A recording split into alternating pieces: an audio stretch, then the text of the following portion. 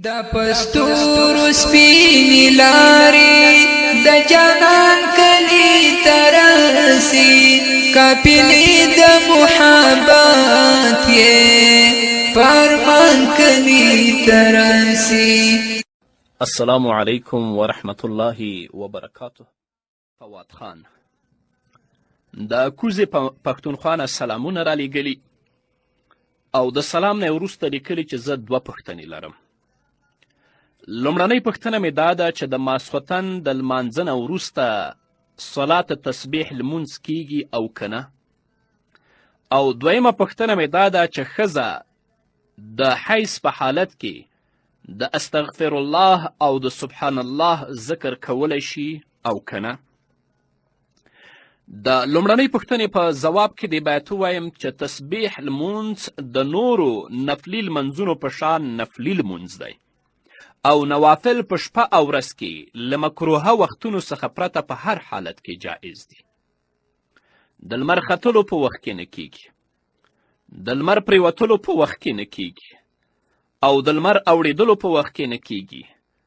همدارنګه د سهار د لمانځه نه وروسته تر لمر ختلو پورې او د لمازدیګر لمانځه نه وروسته د لمر پریوتلو پورې نور په هر وخت کې د تسبیح لمونځ کیږي. همدا مسئله هندیه په لومړني جلد کې 52 صفحه کې کتاب الصلات کې الباب الاول فی مواقیت الصلات او علامه کاسانی رحمه الله په بدایع الصنایع کې په لومړني جلد کې په 296 صفحه کې فصل فی بیان ما یکره فی التطوع په دې کې په تفصیل سره څیړلې ده. نو د ماسخوتن د لمانځه نه وروسته تاسو د تسبیح لمونځ کولی شئ، شرعاً په دې کې کومه ستونزه نشته دی. او د دویمې پوښتنې په ځواب کې دې باید ووایم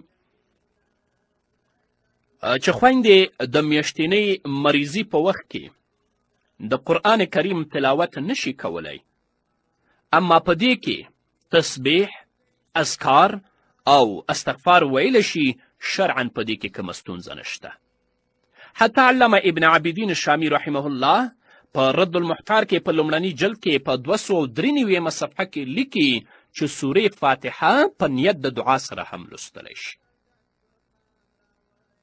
نو استغفر الله ویلی شي، سبحان الله ویلی شي او تسبیح و تهلیل کولی شي، په دې کې کومه ستونزه